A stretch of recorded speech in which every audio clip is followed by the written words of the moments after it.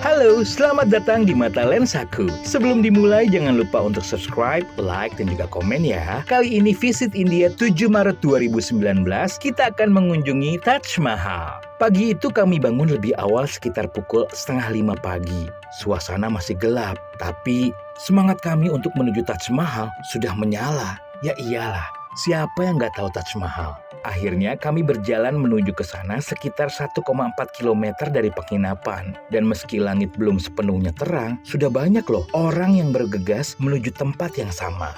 Antrian tiketnya cukup panjang, dengan pemisahan jalur antara wanita dan juga pria. Dengan tiket Rp1.000, kami memutuskan untuk tidak hanya mengunjungi Taj Mahal, tapi juga makam yang sangat legendaris. Ya, tentunya untuk menambah pengalaman lebih dalam di situs ikonik ini. Pemeriksaan ketat dilakukan sebelum kami memasuki kompleks yang sangat luas ini. Tidak boleh bawa makanan atau rokok. Dan meskipun saya harus membuang beberapa roti yang saya bawa, rasanya semuanya itu sebanding dengan keindahan yang akan kami saksikan. Dan memang benar ya, seperti kata orang, tulisan yang dibaca, dan juga beberapa dokumentasi mengenai Taj Mahal, ya memang begitu indahnya. Benar-benar indah.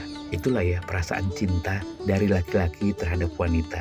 Setelah 2 jam berkeliling, kami menuju hotel dan menikmati sarapan sederhana, roti nan dan juga kopi. Cukup sih untuk mengisi energi sebelum melanjutkan perjalanan. Jam 11 kami melakukan perjalanan dengan mobil yang sama menuju Tomb of Itimat Ud-Daulah, makam yang konon menginspirasi pembangunan Taj Mahal. Meskipun tidak sebesar Taj Mahal, tempat ini menyimpan keindahan tersendiri. Makam Itimat Ud-Daulah, yaitu bahasa Indonesianya ya, adalah sebuah makam Mughal di kota Agra di negara bagian utara Pradesh, India, dan sering digambarkan sebagai kotak permata atau kadang-kadang disebut sebagai baby Taj. Makanya saya bilang tadi, Itimat Ud-Daulah itu dianggap sebagai rancangan kecilnya dari Taj Mahal. Dan Itimat Ud-Daulah artinya tuh pilar negara, adalah gelar kehormatan yang diberikan kepada Mirza Ghias Beg, seorang pejabat penting Mughal di Istana Akbar dan juga Jahangir.